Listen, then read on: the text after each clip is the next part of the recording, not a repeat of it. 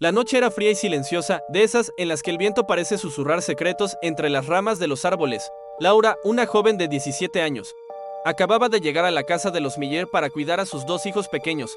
Era una casa enorme, moderna, con grandes ventanales que parecían ojos oscuros mirando hacia la negrura del bosque que la rodeaba. Los señores Miller le dieron las últimas instrucciones, le recordaron que los niños ya dormían profundamente y se marcharon, dejando a Laura sola en la inmensidad de la casa. Se preparó un tazón de palomitas y se sentó en el sofá del salón, dispuesta a empezar una maratón de películas.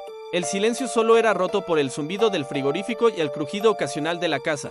Justo cuando la película comenzaba, el teléfono sonó. Laura bajó el volumen y contestó. Hola, al otro lado, solo silencio, seguido de una respiración áspera y profunda. Luego, una voz grave y rasposa preguntó, ¿has ido a ver a los niños? Laura frunció el ceño. Disculpe. ¿Quién habla? El hombre soltó una risa seca y colgó. Laura se quedó un momento con el teléfono en la mano, confundida. Probablemente era una broma. Algún amigo de sus amigos intentando asustarla. Dejó el teléfono y volvió a su película, aunque una extraña sensación de inquietud comenzó a crecer en su interior. 20 minutos después, el teléfono volvió a sonar. El mismo número, con el corazón latiéndole un poco más rápido. Contestó. Sí, la misma voz rasposa, esta vez más cerca, más íntima. ¿Has ido a ver a los niños? ¿Quién eres y qué quieres? Preguntó Laura, su voz temblando ligeramente. Te sugiero que vayas a ver a los niños, repitió el hombre antes de colgar. El miedo comenzó a apoderarse de ella. La casa, que antes parecía un refugio, ahora se sentía como una trampa. Cada sombra parecía moverse, cada ruido la hacía saltar. Decidió llamar a la policía. Policía. ¿Cuál es su emergencia? Estoy cuidando a unos niños y un hombre no para de llamar y decir cosas raras. El oficial al otro lado de la línea intentó calmarla. Tranquila. Señorita, rastrearemos la llamada la próxima vez que llame. Manténgalo en la línea el mayor tiempo posible. Laura colgó, sintiéndose un poco más segura. Pero la calma no duró mucho. El teléfono sonó de nuevo. ¿Has ido a ver a los niños? Insistió la voz. Déjame en paz, gritó Laura, tratando de alargar la conversación. ¿Por qué haces esto? Porque me gusta oírte gritar, susurró el hombre. En ese momento, la línea se cortó y otro teléfono comenzó a sonar. Era el oficial de policía. Señorita, hemos rastreado la llamada. Salga de la casa ahora mismo. La llamada proviene del teléfono de la planta de arriba. El pánico se apoderó de Laura. El hombre no estaba afuera, estaba dentro de la casa, con ella. Dejó caer el teléfono y corrió hacia la puerta principal, sin atreverse a mirar atrás. Abrió la puerta y salió corriendo hacia la noche, sin detenerse, mientras los gritos de los niños resonaban en su mente, mezclados con la risa macabra del hombre que la observaba desde la ventana del piso de arriba. Esta historia es una de las leyendas urbanas más famosas y ha sido la inspiración para varias películas de terror. Pero, ¿de dónde viene realmente? La versión más popular se remonta a la década de los 60 en Colombia. Missouri, una joven llamada Janet Christman cuidaba a un niño de 3 años cuando fue atacada y asesinada. La policía descubrió que había hecho una llamada desesperada, pero no pudieron ayudarla a tiempo, aunque en la historia real no hubo llamadas previas del atacante. Los elementos de una niñera sola y una llamada telefónica inquietante se fusionaron con el tiempo para crear la leyenda que conocemos hoy. Esta leyenda urbana aprovecha miedos muy profundos y universales: el miedo a estar solo en un lugar desconocido, la vulnerabilidad de ser responsable de otros, especialmente niños, y el terror a que una amenaza externa invada nuestro espacio seguro. Nuestro hogar, el teléfono, un objeto cotidiano que nos conecta con el mundo, se convierte aquí en el vehículo del terror, un canal directo para la amenaza. La voz del otro lado de la línea es anónima, sin cuerpo, lo que la hace aún más aterradora. No sabemos quién es, dónde está, ni qué quiere realmente. Su insistencia en una pregunta aparentemente inocente, ¿has ido a ver a los niños?, se carga de una tensión insoportable. La pregunta en sí es una obra maestra de la manipulación psicológica. Obliga a la niñera a pensar en su responsabilidad, a dudar de su propia seguridad y la de los niños. ¿Están bien? ¿Debería ir a comprobarlo? Pero al hacerlo, ¿se estaría acercando al peligro? Este dilema crea una parálisis por el miedo. Cada llamada aumenta la presión, acortando el tiempo entre una y otra, haciendo que la amenaza se sienta cada vez más inminente. El giro final, cuando la policía revela que la llamada proviene de dentro de la casa, es lo que eleva esta historia al estatus de clásico. Es la culminación de todos nuestros miedos. La seguridad del hogar se hace añicos. El monstruo no está afuera. En el bosque oscuro, en la calle solitaria, el monstruo ha estado dentro todo el tiempo, observando, esperando. Esta revelación transforma la historia de un simple acoso a una invasión del espacio más íntimo. El lugar donde te sentías a salvo es, en realidad, el epicentro del peligro. A lo largo de los años, esta historia ha evolucionado. En algunas versiones, la niñera encuentra a los niños a salvo, pero en otras, el final es mucho más siniestro. A veces se describe lo que le sucede a la niñera o a los niños, pero a menudo, como en la versión que contamos, el final es abierto, Laura escapa. Pero el hombre nunca es atrapado. Esta ambigüedad es poderosa. Sugiere que el mal sigue fuera, que podría volver a suceder en cualquier momento, a cualquier persona. La leyenda se perpetúa, advirtiendo a las futuras niñeras que, a veces, el verdadero peligro no es lo que acecha fuera, sino lo que ya está dentro. Pensemos en el impacto cultural de esta historia. La película Cuando un extraño llama, de 1979 y su remake de 2006 popularizaron masivamente esta trama. Se convirtió en un arquetipo del cine de terror. La final chica final, la heroína que sobrevive tras enfrentarse al asesino. Sin embargo, en la leyenda original, Laura no es una heroína que lucha, sino una víctima que huye, traumatizada para siempre. Su supervivencia es física, pero no psicológica. Los gritos de los niños y la risa del hombre la perseguirán por siempre. Esta historia nos recuerda una verdad incómoda, la fragilidad de nuestra seguridad. Confiamos en las paredes de nuestras casas, en las cerraduras de nuestras puertas, pero esta leyenda nos susurra al oído que la verdadera seguridad es una ilusión y que el horror puede estar a solo una llamada de distancia. La próxima vez que estés solo en casa y suene el teléfono con un número desconocido, quizás recuerdes la historia de Laura y te preguntes quién está realmente al otro lado de la línea. Y más importante aún, ¿dónde está? La leyenda cuenta que el hombre nunca fue atrapado y que, a veces, cuando una niñera se queda sola en una casa grande y silenciosa, el teléfono vuelve a sonar. Gracias por acompañarme en esta historia de terror. Si te ha gustado, no olvides suscribirte y activar las notificaciones para no perderte nuestro próximo video. Cuéntame en los comentarios qué te ha parecido la historia y si conoces alguna otra versión. Hasta la próxima. La luna llena era solo un recuerdo borroso detrás de un espeso manto de nubes. Eran casi las 2 de la mañana y Ana conducía por la carretera estatal 83, un tramo de asfalto que serpenteaba a través de kilómetros de nada.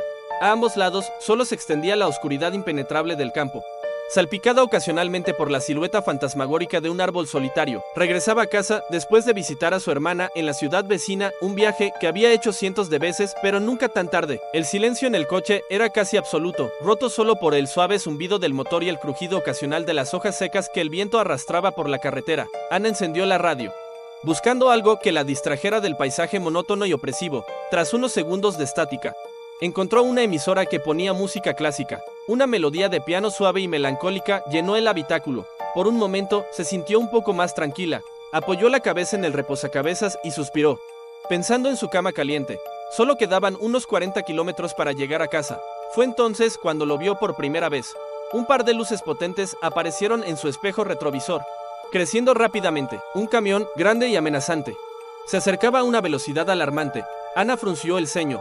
No había visto otro vehículo en casi una hora. Se apartó instintivamente hacia el borde derecho de su carril para darle espacio. Pero el camión no la adelantó. En lugar de eso, redujo la velocidad justo detrás de ella, manteniendo una distancia peligrosamente corta. Las luces altas del camión inundaban su coche, cegándola a través del espejo. Sintió una punzada de molestia. ¿Qué pretendía? ¿Acaso el conductor estaba borracho? Ana aceleró un poco, esperando que el camión entendiera la indirecta y la adelantara, pero no lo hizo. El gigante de metal se pegó a su parachoques trasero como una sombra monstruosa. La música de piano, que antes le parecía relajante, ahora sonaba siniestra como la banda sonora de una película de terror. La apagó. El silencio regresó, más pesado y tenso que antes. De repente, el camión le hizo luces, un destello brillante y rápido. Luego otro. Ana se tensó, sus manos se aferraron al volante con tanta fuerza que sus nudillos se pusieron blancos. ¿Era una señal? ¿Un aviso? Su corazón comenzó a latir con fuerza contra sus costillas. Aceleró de nuevo, esta vez con más decisión. Su pequeño coche subió a 120, luego a 130 kilómetros por hora. El motor gimió en protesta. Por un instante pareció que lo había dejado atrás. La distancia entre ellos aumentó y las luces del camión se hicieron más pequeñas. Pero su alivio duró poco. El camión rugió con una facilidad aterradora. Recuperó el terreno perdido. Volvió a pegarse a ella con sus luces altas encendidas de forma permanente, quemándole la nuca. Y entonces comenzó el patrón intermitente de nuevo.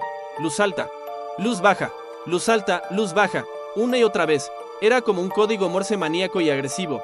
¿Qué demonios quería? El miedo empezó a transformarse en pánico. Estaba sola, en medio de la nada, acosada por un vehículo que parecía una bestia de metal. Miró a su alrededor, buscando desesperadamente una salida, una casa con las luces encendidas, cualquier signo de civilización. Nada.